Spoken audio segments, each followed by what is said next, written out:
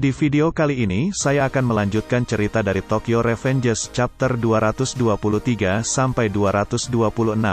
Sebelum mulai videonya, jangan lupa share, like dan subscribe agar saya lebih semangat dalam mengembangkan channel ini. Dan saya juga mohon maaf bila translate yang saya buat dari bahasa Inggris ke Indonesia mungkin sedikit berbeda dari segi percakapan.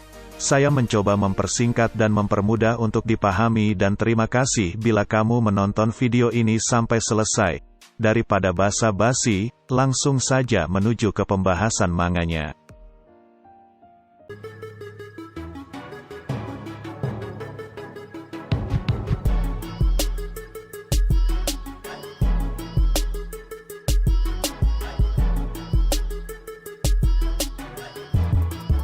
Pada chapter 223 dibuka dengan diperlihatkan Draken yang sedang diangkut oleh petugas. Terlihat di sana Takemichi dan Senju menangis sambil memanggil Draken. Dan Draken pun merasa penglihatannya makin lama semakin kabur. Sampai pada akhirnya Draken teringat kepada masa lalunya, tepatnya pada tanggal 1 Januari tahun 2005, di mana para founder dari geng Toman sedang mengendari motor menuju pantai.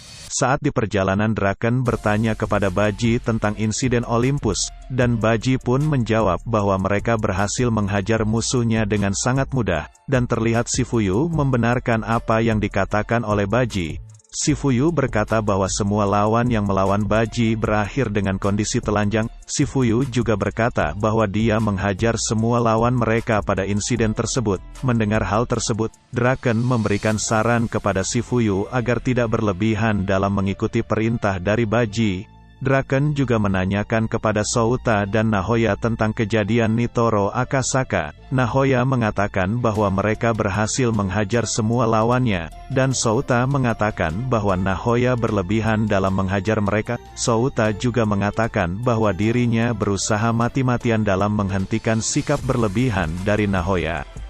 Payan, Panchin, Shiba dan Mitsuya mengatakan bahwa Miki sebagai bos mereka telah membuat Toman menjadi semakin besar setiap harinya, dan semua itu berkat kekuatan yang dimiliki oleh Miki.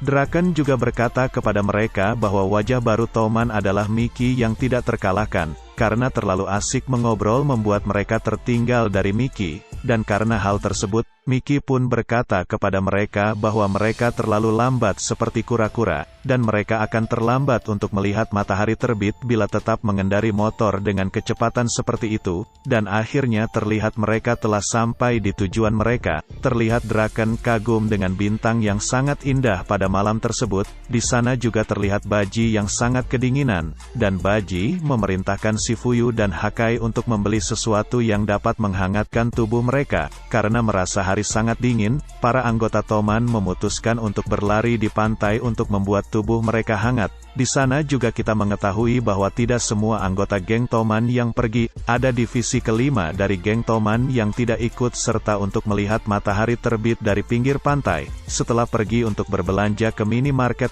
Hakai dan Shifuyu datang dan berkumpul bersama mereka. Setelah selesai menghangatkan tubuh mereka dengan berlarian, mereka memutuskan untuk beristirahat, dan pada saat itu Mitsuya merasa bahwa langit semakin terang. Akan tetapi Draken melihat ke arah Miki yang sendiri di anjungan pantai dan menghampirinya. Draken bertanya kepada Miki tentang apa yang sedang dia pikirkan saat itu. Mendengar hal tersebut, Miki pun menjawab bahwa matahari telah terbit. Setelah matahari mulai terbit, terlihat mereka sangat kagum dengan keindahan yang ditimbulkan ketika matahari terbit. Miki pun melanjutkan perkataannya dan berkata bahwa dirinya ingin menaklukkan seluruh dunia. Setelah mendengar perkataan dari Miki, Draken berkata bahwa tahun tersebut mereka akan menaklukkan seluruh negara Jepang. Dan kenangan terakhir yang Draken lihat adalah kenangannya dulu bersama Toman. Pada saat setelah Draken mengenang kembali masa lalunya bersama Toman, dengan kondisi berbaring, Draken mengatakan kepada Emma untuk menunggu dia, dan Draken melihat bayangan dirinya yang sedang berjalan dengan Emma sambil berpegangan tangan. Di sisi lain, di mana terlihat situasi di lokasi persembunyian geng Rokuhara Tandai. Di sana South menghajar orang-orang yang menembak Draken, dan South bertanya kepada mereka tentang maksud mereka menembak Draken. Akan tetapi bukannya marah, South mengatakan kepada mereka bahwa kerja mereka sangat bagus. Ini agak sedikit kontra dengan tindakan South, di mana seharusnya apabila seseorang telah melakukan pekerjaan dengan sangat bagus, mereka akan menerima hadiah dari kerja keras mereka, bukan mendapatkan pukulan ke tubuh mereka. Di taman hiburan, Senju menegur Takemichi yang pergi menuju arah keluar taman hiburan setelah Takemichi mengetahui keadaan Draken saat ini. Petugas medis ambulan mengatakan bahwa nyawa Draken tidak bisa terselamatkan. Jadi dalam chapter ini kita telah mengetahui dan memastikan bahwa Draken telah mati akibat tembakan yang dia terima dari anggota geng Rokuhara Tandai. Mendengar dirinya dipanggil oleh Senju membuat Takemichi berhenti dan tersadar dari lamunannya. Senju bertanya kepada Takemichi tentang tindakan selanjutnya yang akan mereka ambil. Akan tetapi Takemichi belum fokus dan sadar dengan keadaan yang sekarang sedang mereka alami. Terlihat ada seseorang dari Brahman yang melangkah ke arah Senju dan Takemichi, dan orang tersebut adalah Takeomi. Takeomi bertanya kepada mereka apakah benar geng Rokuhara Tandai benar-benar yang telah membunuh Draken. Takeomi juga menanyakan perihal hal tersebut dapat terjadi. Karena sangat kesal dengan hal tersebut, Takeomi memutuskan untuk membalas dendam kepada geng Rokuhara Tandai atas perbuatan mereka yang membunuh Draken. Takeomi juga meminta Benkei yang mengikutinya untuk mengumpulkan seluruh anggota geng Brahman. Akan tetapi Senju melarang dan berkata kepada Takeomi bahwa saat ini mereka tidak dapat melakukan hal tersebut.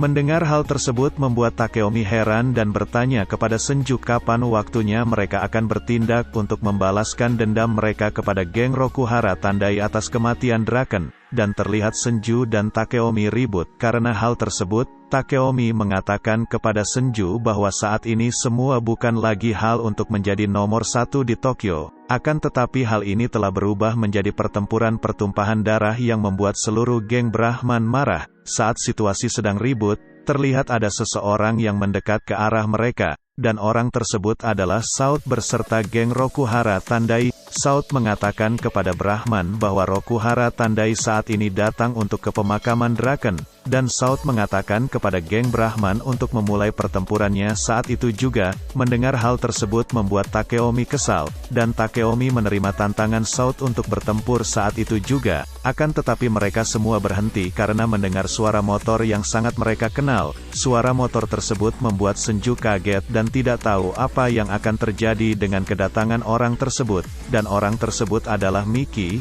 Kedatangan Miki membuat seluruh orang yang berada di sana terkejut, termasuk juga Takemichi yang kaget dengan kedatangan Miki di sana. Akan tetapi Miki tidak datang sendiri, melainkan Miki membawa seluruh anggota geng Kanto bersama dia. Dan pada lokasi tersebut terlihat ketiga geng terbesar di Jepang telah berkumpul dalam satu tempat, yang membuat Senju kaget. Melihat kondisi tersebut, Takemichi mengatakan kepada Miki bahwa saat ini Miki tidak dapat melakukan pertarungan di sana. Akan tetapi Takeomi memberikan semangat kepada anggota geng Brahman bahwa pertarungan tersebut untuk membalaskan dendam mereka akibat kematian Draken. South juga berteriak dan mengatakan bahwa perang tiga dewa dimulai. Dan mendengar hal tersebut membuat Sanzu semangat dan mengatakan kepada seluruh anggota geng Kanto untuk membunuh semua lawannya, dan akhirnya pertempuran ketiganya pun terjadi. Di sana Takeomi mengatakan kepada geng Kanto untuk pergi dari sana. Takeomi juga mengatakan bahwa geng Kanto telah mengabaikan Draken selama ini. Melihat hal tersebut,